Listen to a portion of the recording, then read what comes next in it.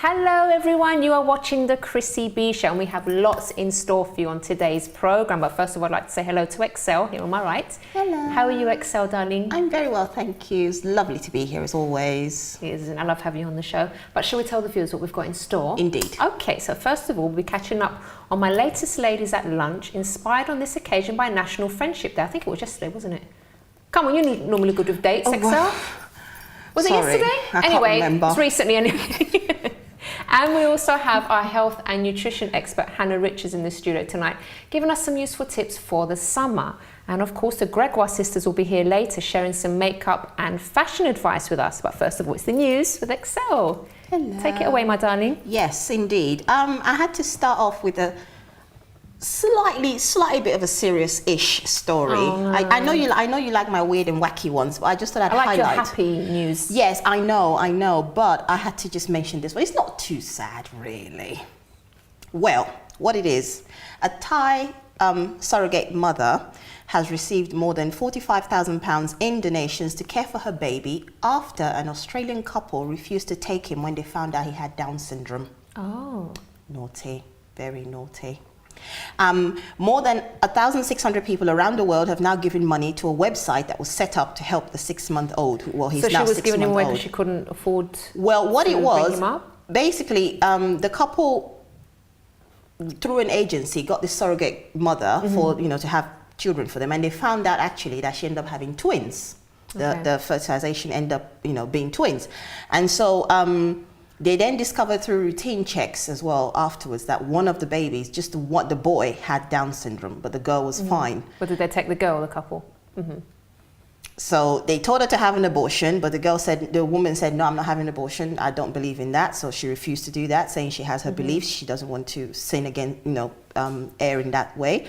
And so she gave birth to the boy, whose name is Gammy, and the healthy twin sister in a Bangkok hospital even. And but the couple then only took the sister. She was normal and went back to Australia, leaving the Down syndrome boy with the surrogate mother. And of course she couldn't afford to pay for the bills that he'd racked up in hospital and everything. So she says she feels guilty and she feels sorry for the baby, but that she was still happy that she sort of didn't want to abort him and stuff. And then she says she would like to tell other women, don't get into this business as a surrogate. Don't just think about the money, because if something goes wrong, no one will help us and the baby will be abandoned from society and we will take responsibility. It wasn't thought about.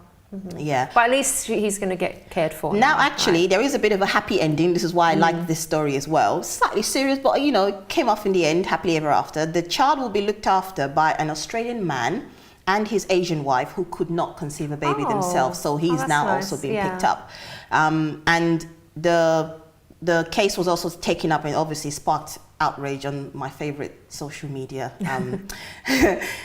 basically discussions everywhere on Twitter and all of that. And actually somebody posted on the campaign page that says, Down syndrome or not, how could they possibly justify separating him from his twin sister? Absolutely appalling. But at least I'm glad he's been taken up by another couple. Definitely. Oh, absolutely.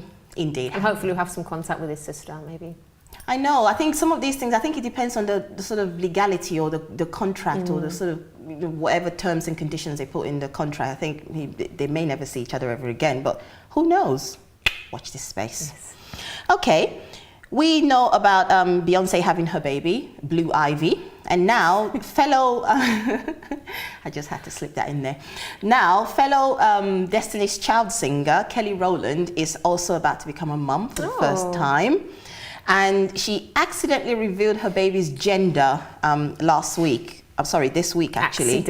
Accidentally, because she didn't want to say what she was having, because now she has a body wash campaign that she does with a certain brand, and she was sort of gushing about how they with Excel, boy or girl?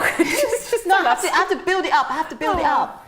And so she was gushing and she was saying about, oh, this and that. And he said, oh, they got him his baby and stuff. Oops, she let it slip. Maybe she was just saying that and just going to surprise everyone with the little girl. Well, but she kind of went, oh my gosh, oh well, it's a boy, all right, I said it already. So they're very happy, and she says she gets a chance to just soak in all the wonderfulness of being pregnant, etc. And there was something interesting that she said somebody asked her and said the particular tip a tip she got from a friend. She said the best advice I got recently was from a girlfriend of mine, and said that the best thing to do is to focus on your husband, especially now that you're pregnant. You have the baby, but focus on your husband just to make sure he's happy, because now you will have 2 babies. Because there are husbands that do get kind of left on the side. Yeah, they get pushed aside when babies come along, and it's not fair because they're part of it too. Absolutely. They need attention. Indeed. Yeah. Another happy story, I have to say, which kind of started off not quite so happy, but not quite as like the first one. A mother was stuck in a 9-hour traffic jam on what road now? Oh, I can't see it here. But anyway, she was stuck in a 30-mile motorway tailback, and she had an 8-month-old son with her, and all she had was a bottle of formula milk. And so she was sort of like stuck on the motorway. And so people who had actually come on foot to go, because apparently there was a bridge nearby where this had happened, because a cement lorry had collided with a heavy goods vehicle, so everybody was sort of stopped, not going anywhere. So the people who had come on foot noticed her, that she had this baby with her, and so they went, total strangers, they went to a nearby shop, came back with milk powder, 2 sterilized bottles filled with boiling water, and a bottle of water, which they lowered down to her from the bridge in a jerry can. Absolutely fabulous. And she says, it's the kindest thing anyone could have ever done. It's absolutely unbelievable. They saved us, and my baby would have been hungry if it were not for their amazing thoughtfulness and kindness. That's lovely. Oh yes, it was on the M6 near Lancaster. And she was very keen to thank them, and they would not take any money from her. She wanted to give them just restores your money faith as well. in human nature, doesn't it? Absolutely. It's really nice. Absolutely. Wow.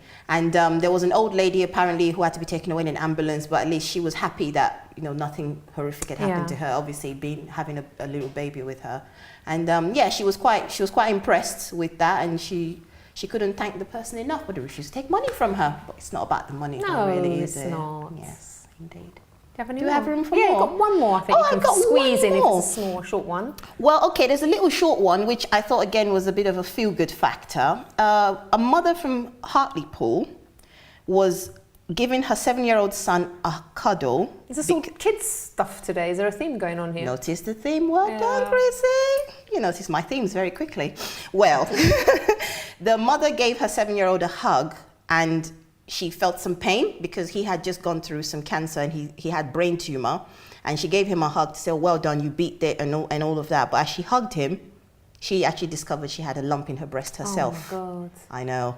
So now she's saying she's been diagnosed. She found out it was cancerous, and so now she's starting to have treatment. And she says his battle that he won with cancer is spurring her also to determine to win hers. Yeah. So she said even though it came as a shock, that she's going to do her part as well. But it's just funny that you hug your own kid, and she said she pressed against it and she felt the pain, and that's how she went and got herself checked. Hopefully that's going to encourage her from what her son did, right? Exactly. Thank you, Excel. You're going to be back with us later on, aren't you? Plenty She's got lots more stories. Some happy ones, hopefully. Yes, they are. Do you know, this is a happy show, right? Indeed, indeed.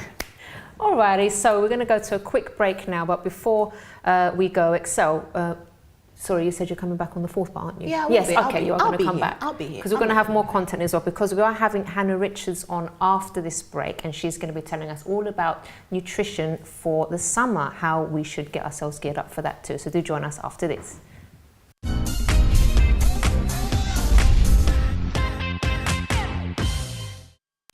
Don't forget to subscribe to the Chrissy B Show, always aiming to show you the happier side of life. You can find us on YouTube, Facebook and Twitter.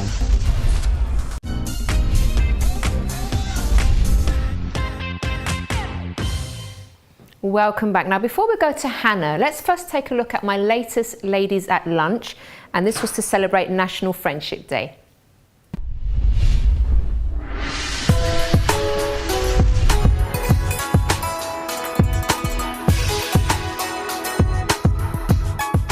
today I'm here at the Chinese Cricket Club because we are actually celebrating National Friendship Day, aren't we, Helena? I'm sure you know Helena because she's from Love Talk Show on Sky 203 as well. How are you, Dan?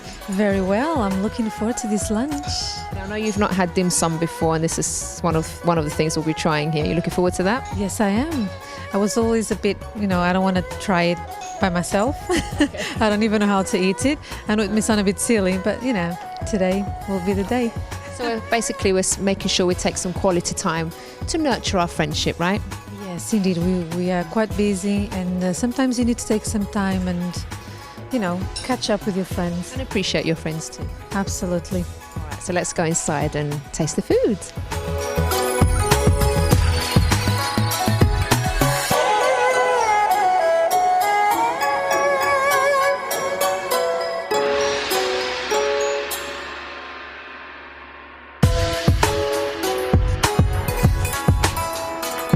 Wow, that was an amazing meal. What was your favourite?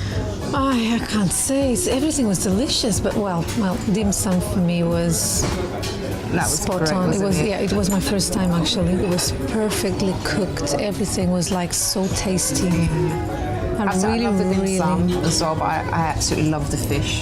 It was lovely. So we have to go for dim sum soon. Yes, one day. we shall. Okay, well, we loved it, guys. It was absolutely amazing, the food, and we're going to meet the chef now. Super tasty. So I'm here now with Ken Huan, who prepared this amazing meal for us. Ken, thank you so much. The food was fabulous. How long have you been cooking? I come to this restaurant 4 months. Today I prepare my signature dish to give you a taste. The one is employed duck. This dish is Chinese employed favorite dish and only allowed to cook in the plaza. Wow, so we were really privileged today to have it. And at the moment in the UK, only my restaurant can offer this dish. Another dish is a 5-hour pork belly with sticky rice. That was amazing as well. And also today you taste the fish is a chef's special fish. This dish is the sauce is the secret for the chef.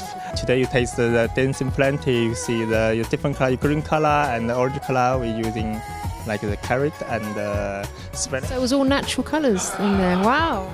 Because my cooking idea is cooking fresh, cooking healthy. So my restaurant different like another Chinese restaurant put some MSG make the flavor. My restaurant is MSG free, and I just want to try make some natural food delivery to my guests. Fantastic. Well, thank you so much for that. Thank you. Come down my restaurant. That was amazing food. And actually, we'll be running a competition very soon on our Facebook page if you'd like to win a meal for 2 there. So you can visit the Facebook page of the Chrissy B Show and like it already. Okay, so now we have the lovely Hannah with us. Hello, Hannah. Hello, Chrissy. How are you? I'm very well. Now, we know you, the viewers know you from our little videos that we have of the lovely Yes. recipes, the healthy protein shakes and all that stuff. Absolutely. It's amazing. Good. I'm glad you've enjoyed them. It's been brilliant. Now, you're co-director of Move 360. Can I you tell am. us what that's about first? Sure. So Move 360 is a health clinic. It's a holistic health clinic, and we incorporate every element that you would need to make your body healthy. So all the physical stuff, the training, rehabilitation when you're injured, the nutrition, everything that goes on inside the body, and then all the sort of relaxing stuff, massage. So you've got it all covered, basically. We've got it all haven't you? covered, yeah, absolutely. All right, so today we're going to speak about summer nutrition because sometimes people forget to do a few things in do. summertime with their food. Can you talk us through that first of all? Well, we've been very lucky with the summer so far, and when it is hot, people do forget to drink. They forget to drink water. They forget to eat because it's so hot as well. And so I think I never forget to eat. No, I don't either. I'm already thinking about my next meal after I've had the first one. I don't know. I'm just different. There is no greater thing than food, is there? But yeah, people do forget to eat. You'll hear people say, "Oh, it's too hot. I haven't eaten anything. It's too hot." And I think the danger of that is that people's blood sugar levels drop, and the sun is there, so they get dehydrated, and all sorts of things can happen. Okay. So my tip would be to always carry water around with you, and actually even coconut water, because coconut water's got all your electrolytes, all your potassium, and so it's sort of giving you a bit more nourishment than a bottle of water would at the same time. Okay. And my second tip would be to make sure you leave the house with something in you, some breakfast. Definitely, and obviously you've shown us some really nice breakfasts to make.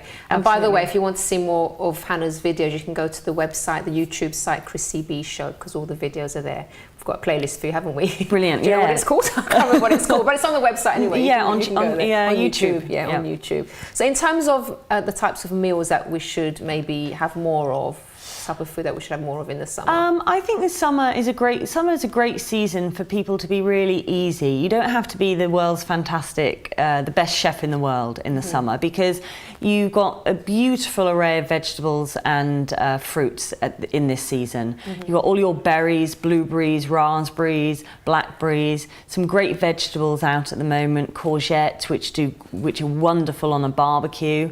Really? Yeah, because if you cut all your veg quite thick, and then you can grill it just like you grill your meat on the barbecue with your sea salt, black pepper, some seasoning. Cheap, easy, quick, and thoroughly nutritious. So getting out all the vegetables that you would put in a salad, put them on the barbecue as well. You know, courgettes, tomatoes, and then in your waters as well, flavouring your waters with cucumber, with fresh mint, with your berries as well for something different. Nice. And it keeps it light, it keeps it fresh. Yeah, that's a good idea. I didn't think of doing that. Yeah, and mint in the power tincture I did on one of the videos, we put mint in it and ginger. Mint and ginger, and lemon. And so just make big jugs of water on the table. Because also, you know, in the summer people like to just drink fresh fruit juices all the time. And which is full of sugar sometimes. full of sugar, so make them yourself, you know, any herb around, hanging around, throw it in. Yeah. Now, one thing that I noticed for myself, for example, when it's really hot, I find it a bit hard to concentrate. Anything on brain food that you can tell us about? Some fish oils. Yeah, your oily fish, they do well for brain function. If you don't like fish, then take some fish oils. But we've got some great fish around at the moment. Mackerel and trout. Yeah, the best thing is really fish. Some nuts. Nuts have got good fats in them as well, so that's going to help brain power. Yeah. But also dehydration. We forget when our bodies are a bit dehydrated, we can be all over the place, can't we? Okay. So again, it comes back to water. And in terms of, I know we're just going to talk about nutrition, but I'd like to touch a bit on the exercise as well, because obviously it is hot weather, and if you don't have like an air-conditioned room to exercise in, it's really hard to actually move. Some people get quite dizzy. Absolutely. In terms of the kind of exercises and fitness regime, what would you recommend? Well, I don't suppose it changes that much. I mean, we're not talking desert heats here in the UK, but you know, if you're training outside, you've got to be aware that the temperature is different to you training indoors. So make sure you've got food to eat straight afterwards. You don't want to be doing long runs outside, maybe, if you know you're not going to, if you don't have a water supply. But it's about being nourished and watered before you go out to train. And to never train on an empty stomach completely. Yeah, never. Yeah, always make sure you've got, whether it is a protein shake or a banana or some nuts and water at hand. I think you'll be fine, really. Brilliant. Hannah, thank you so much for those lovely tips as usual. Pleasure. And we're looking forward to seeing more of your recipes and dishes and stuff that you're going to be making on next week's show. Thank you. you. What was it? The goodness goddess, the goodness goddess pot, something like that. Yeah, you can be seeing that next week on the show. Thank you so much, Hannah. Pleasure. Okay, so do stay tuned, because after the break we're going to be having Megan and Cynthia on with fashion and makeup tips.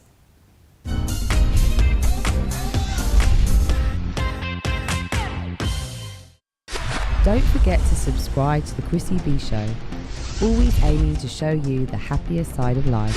You can find us on YouTube, Facebook and Twitter.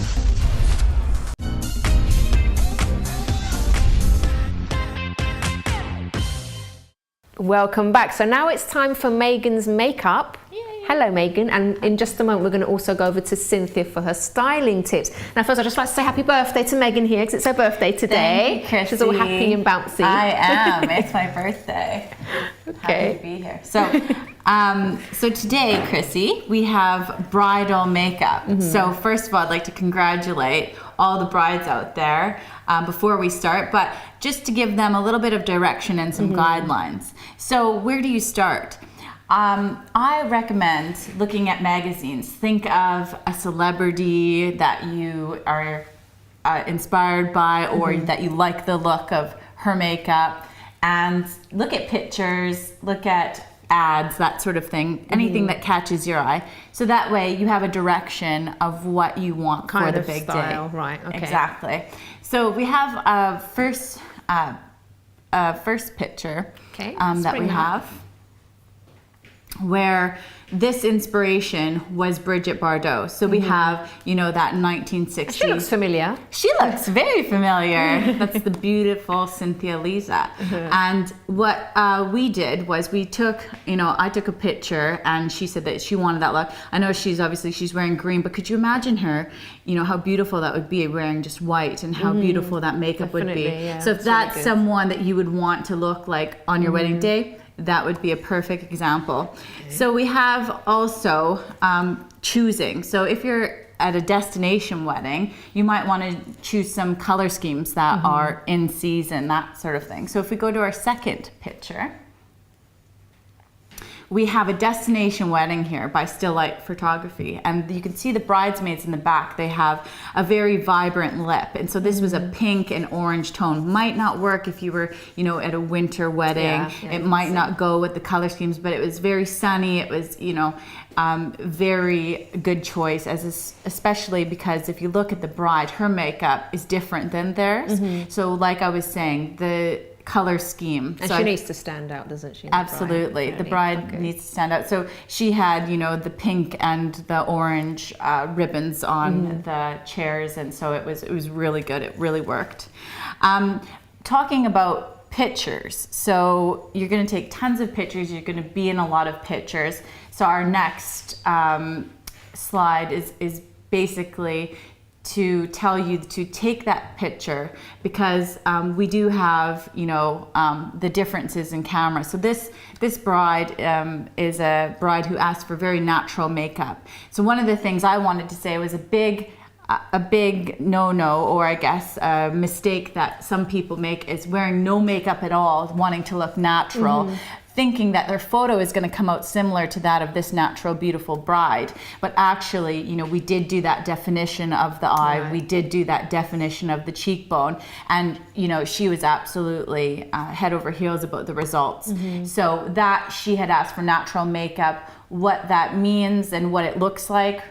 Use your camera, a very high quality, not your, you know, phone camera, to see what those pictures are going to come out like.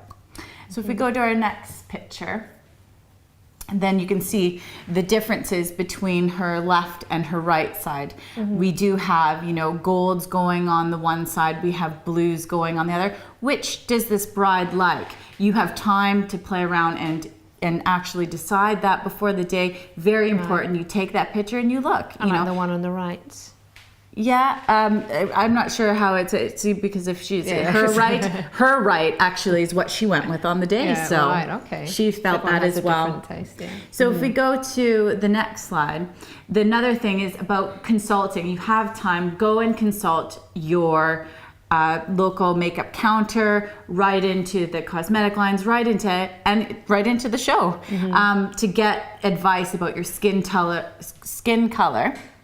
And actual, you know, what color is going to work for your eye color, because those are maybe different than what you would choose yourself. So it's important, and that's an example of someone who didn't want a pink lip, but you can see in that photo, she looks absolutely amazing. And if you're attempting to do your own makeup, then you would want to maybe get something that blends well. So some long wear cream shadow that, you know, that you wouldn't have those hard lines. If you're applying yourself, you want carefree products. And a very, very important thing is get waterproof mascara, waterproof products. Just in case you cry on the day? Exactly, to last all day. So. All right, lovely, Megan. Thank you so much. So we're going to walk over to Cynthia now, who's ready for us with the styling. Okay, hi Cynthia. Hi Chrissy. How are you, my darling? I'm good, how are you? Okay, I'm very well, thanks. So what are you going to tell us about today? Okay, well I have two things to cover today. The first is going to carry on with Megan's wedding theme. I was very inspired by the wedding exhibition that has just been put on by the Victoria and Albert Museum. Okay. It's called Wedding Dresses, and I have a few slides to go through. Okay. So the first slide basically shows the exhibition room. It spans over 2 floors, and it is showing wedding dresses from 1775 to present. So that's about 239 years of wedding dresses. So you can see in the corner there, we've got this lovely purple Vivienne Westwood dress that was chosen for Dita Von Dies in 2005. So the next slide. Basically, if I could just give a key sort of point to this exhibition, it was to challenge that idea of the white wedding dress, this traditional, it has to be white, it has to be something that I only wear once and then put away for 15 years. If you look at the slide there, we've got red, we've got patterns, we've got things that can be worn again. In fact, wedding dresses actually back then were chosen to be worn again and again and have multi-purpose. That's Not right nowadays. Right. And the main thing is like any other garment, and probably especially this garment, because it will be the most important dress that you wear in your life, your personality should come through and the personal style should shine through. So I have 2 of my favorites that I just want to highlight. 2 more slides. This one here is Gwen Stefani's wedding dress that was created by John Galliano when he worked for Dior in 2002. And also Gavin Rosdale wore that lovely Dior suit. Now you can see it's a beautiful silk dip dyed in pink dress. So it really brings out her sort of like punky and her artistic style.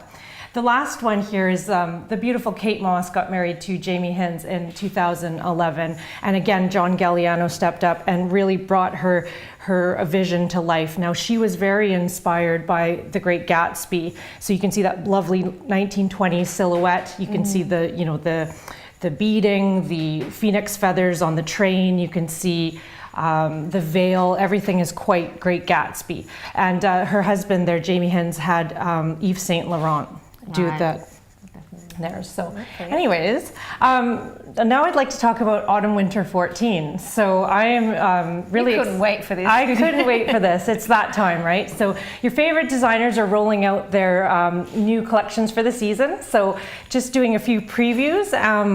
What I've put you in today, Chrissy, is Nicole Miller. So this is one of my favorite pieces from the collection this season, and it's the off-the-shoulder dress. It's quite structured, and you can see the paneling detail. You've got this lovely autumn-winter palette, the darkening of colors.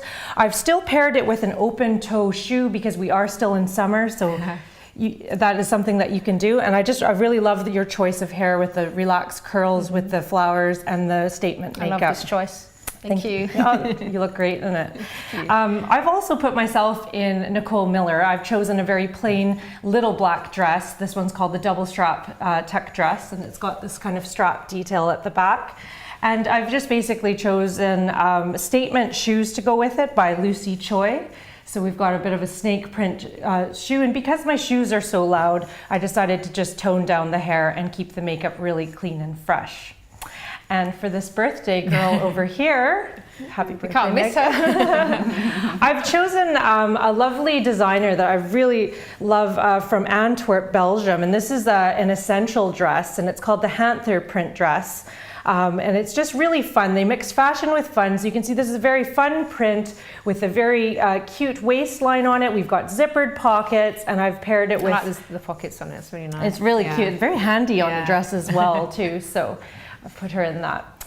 Just a few things on my rail today. I just wanted to point out, we're seeing the first bits of autumn winter. So we've got this lovely blouse by Diane von Furstenberg, and you can see it's very Mondrian, the artist inspired. He was the one that inspired Yves Saint Laurent with that block dress. And you can kind of see the blocking here and the paneling of colors. We still see that oversized silhouette is still going on for autumn winter. Can't forget about the men, Chrissy. So I've got a few pieces. We've got a Paul Smith cable knit fisherman jumper. You can't get this one wrong. This one's so cozy. Doesn't it? And can you see how he interlaced the 3 colors? He's always one that likes to play with color, but this is just a very easy piece that can be really worn with any type of pant, I would say. That's nice. Yeah. And the last piece that I wanted to highlight was this lovely jumper from Rag & Bone. And I chose it because you're seeing this kind of deconstruction coming back that was really popular in the 1990s by, say, like Martin, Mason, Margiela, Lanvin did it, Comme des Garçons. We got those unfinished edges, and seam showing kind of look. So it's a more casual look, but it's a really cool look too. Brilliant. So watch for that on Wonderful. Can't wait for more next week, girls. Thank you so much, ladies. Okay, so I'm not sure which my camera is now. I'm over here. Okay, so don't go away, because after the break, Excel will be back with us, and I'll also be answering a question from a viewer.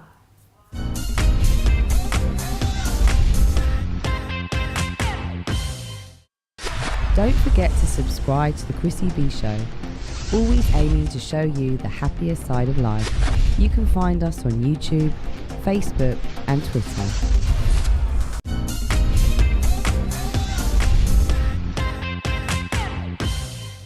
Welcome back. Now, before we go to some more news with Excel, let's take a look at this fitness tip with Jane Rafter.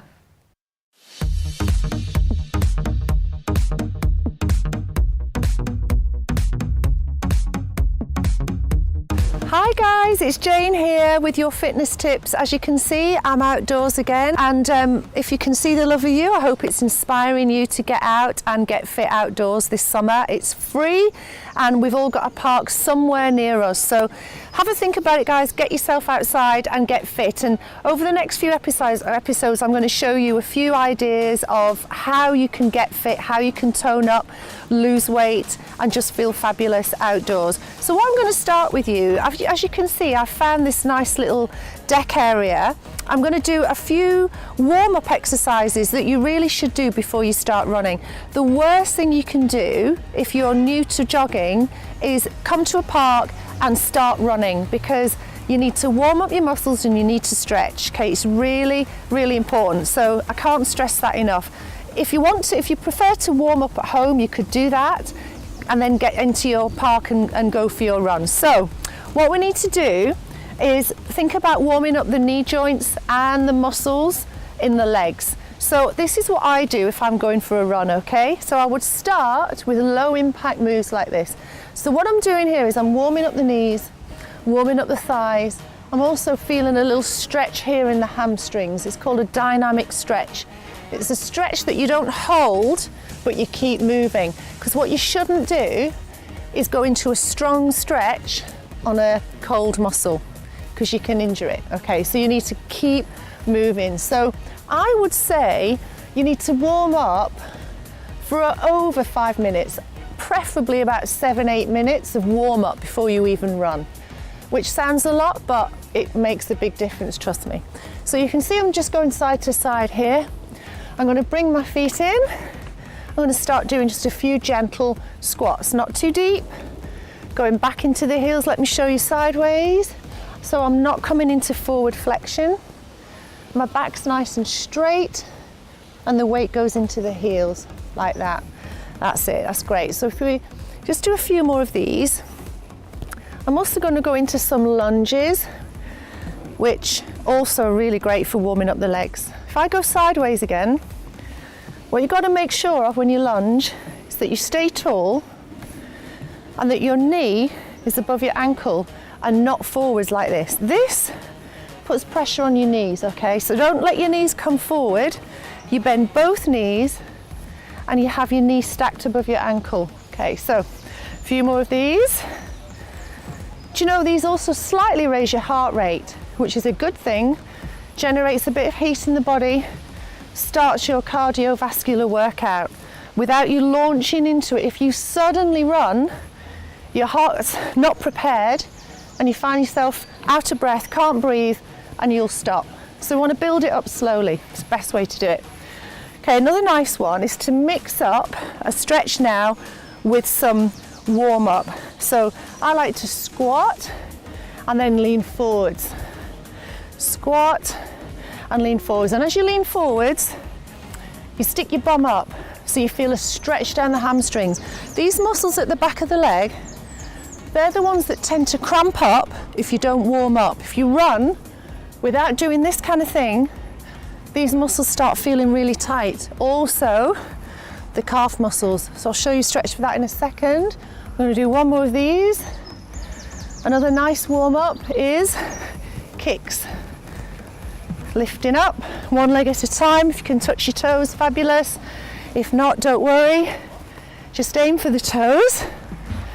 So I'm already feeling my heart rate going up now. My legs are starting to feel nice and warm. Okay, so I'm going to show you a calf stretch. We take the heel back and press the weight down through the heel. You can do it standing easily, like this and like this. Now, I would, to be honest, have done that for a little bit longer than I've done with you. I would have done more of the same things. Quad stretch is also good. But do it until you feel your heart rate's up a bit, you feel warm, and your legs feel nicely stretched. And then you're ready for a run. And off you go. See you next time.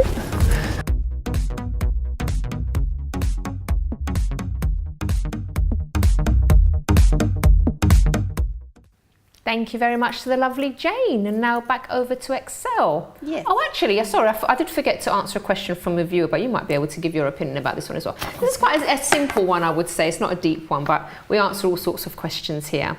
This one's from Chanel, and she says, "Hi, Chrissy. I've started to eat more healthily. I love anything green apart from celery, and I'm looking into brown rice. I have noticed that it's not that popular. Do you have any tips on the best way to cook it? I feel very bloated sometimes when I eat white rice, and I'm also worried about eating the wrong things. Can you help?" Okay, well, I'm not a nutritionist, I have to say, but I do love to eat healthily. And I do eat brown rice, but I normally just boil it in lots of water in a stock cube and some salt. But lately, actually, I've discovered how good bulgur wheat is. Do you know what bulgur wheat is? Yeah, I have seen it in shops, I have to say, but I've never eaten it. It's got loads and loads of health benefits, and it's super quick to cook as well. So that's... actually, I've got a recipe for it on my blog if you want to go to that. If you go to the website, and then there's a link to the blog there. But I think that's really a really good alternative to white rice, because I agree with you, white rice really does make you bloated. You do eat a lot of white rice? No, I don't anymore. I have it's to really say, bad for you. Yeah, probably another alternative as well, if she wants to try this, is couscous. I personally like couscous. Quite, it's quite versatile. You can eat it, cook it hot or cold. I was actually meant to ask the question when Hannah was on, and I forgot. So that's our opinion. So I hope that's giving you some ideas. Indeed. Okay, so you had something for us. Okie dokie, yes, I've got some interesting stuff here. I think this would have been in the news recently about a senior member in the Turkish government sparked outrage because he said women should not laugh out loud in public. Oh yes, he said it. He said it. He made some sort of general statement about saying a man should be moral and women should be moral as well. They should know what is decent and what is not decent. This was he gave this speech to mark the end of Ramadan. And then he sort of just said, when he said women should know what is decent, he continued on by saying she should not laugh loudly in front of all of the world and should preserve her decency at all times. And of course, this sparked an outrage on social media. And of course, everybody... So let me just go, because he didn't actually say women shouldn't laugh in public. He's saying, maybe he's talking about the discretion thing. Because, absolutely. To be honest, because I think some people really overdo it, male or female. When they laugh, it's like they want everyone to hear them, and they're not laughing because something's funny, but they just want to draw attention to themselves. And I think that isn't very attractive at all. Exactly. No, I agree. If he's saying women shouldn't laugh at all in public, then that's out of order. Well, at least he said, the quote that is sort of actually given for him is, she should not laugh loudly in front of all of the world and should preserve her decency at all times. And of course, like I said, social media got it and everyone ran with it. Oh, people were tweeting all sorts on Twitter. Let's give the minister something to laugh about. Come on, ladies, let's all laugh out loud. And people were retweeting and obviously doing the hashtag his name and all of that. So it just kind of blew up again, as usual, on social media. My favorite not place. But then, like I said, it's just one of those things. And of course now, because it's political, the opposition leader of the party is now using that to say, oh, we like to hear the happy laughter of women. Of course, you would get on that boat now, wouldn't you, opposition leader? But anyway, let's not go there, adding fuel to the fire. A woman, another interesting story here, a woman gave herself the middle name of Skywalker. Oh dear. Because obviously she's a big fan of Star Wars and people who like the sort of thing. As you can tell, I'm not a fan. Well, she decided to change her name. Please don't say that on my show, because we've got loads of viewers that are probably Star Wars fans. Yeah, just disregard the last comment. I love all fans of things. Indeed. Well, yes. Moving on swiftly before I dig a deeper hole for myself. Her name is actually Laura Matthews from Southend, and she changed her name by deed poll in 2008. And she had no problems up until when she recently decided to renew her passport. But she was denied because her name was subject to copyright. Oh no, you're joking. Classic. Absolutely classic. She said she added the middle name for a bit of a laugh after a conversation with friends, but she was stunned when the Home Office told her they would not recognize her name. However, after missing her July trip to Amsterdam because of this, she was not obviously impressed. And so she says, it's on my driving license, it's on my bank cards, it's on everything. It's just everybody's happy with that apart from the Home Office, the passport office. And so she's now been told that she can reapply for a new passport using her old signature and her old name. This good old-fashioned Laura Matthews would do it, love. Not Laura Skywalker Matthews. Being somewhere instead. Well, indeed. Well, she can't exactly go to the planet of Naboo or Tatooine. See, I know that. But yes. You're a secret fan, aren't you, of Star Wars? Yeah. Do you have time for one more? Yeah. I think so. Yeah, there is something interesting, I have to say. Surgeons believe that a world record would have recently been broken after they removed a number of teeth from a teenager's mouth. You want to get how much teeth they removed from his mouth? No idea. I had 4 removed once. All right, okay. You're nowhere near. No. Kind of multiply that by a really large number. How is that possible? 232 teeth. What's he talking about? Oh yes, darling, they did. Apparently, he sought help in Mumbai, this is in India, where he started experiencing swelling on the left side of his jaw. Oh my God. And the mother was worried it was cancer, so she brought him to the hospital and decided to see what it was about. And so he got referred, and he was diagnosed with complex odontoma, something like that, according to the head of dentistry at the hospital. And they operated it on a Monday, and it took almost 7 hours to take out. Apparently they were embedded. His jaw was not damaged, apparently, but everything was sort of embedded in, and they had to pluck out everything. 232. I mean, an adult is just meant to have 32 teeth, and some people don't even have 32 because of the wisdom teeth that take forever to grow out. But he had 200 extra, like enough for about 4 other people. To be quick, well, anyway. more than four. Yeah. We caught 4, not quite 5. But anyway, it was just it was actually quite a because apparently the previous case of the same condition, odontoma, removed from a person, the most teeth removed ever was 37. Oh. So he definitely got the world record now, 232. Oh, at least he got something out of it. Well, yeah. And a nice jawline. So we've run out of time, my darling, but thank you so much. Okay, you can save the other ones for another show. Indeed. Okay, so we have reached the end of the show, folks. I do hope you've enjoyed and benefited from everything we've spoken about today. If you want more information about the show, you can visit the website, chrissybshow.tv, and you can also email me on chris@chrissybshow.tv. Now, we've spoken a lot about looking after ourselves and our health and making the most of ourselves in terms of fashion and makeup. And I think we should always make the best of what we have. Why? Because it's another way of actually loving ourselves. So don't put yourself down and think that you don't deserve it or that you're not worth it, because it's just not true. See you again next time. Bye for now. One more. Just the look and the nod just seals it for me. To be fair, actually, I'm being a bit mean to my husband because he's really good at loading the dishwasher. In fact, he's very competitive about loading the dishwasher. And if I don't do it properly, he gets really cross. Oh, wow, my sister. Okay, can we cut? Start okay, again. let's start again. It's not scripted,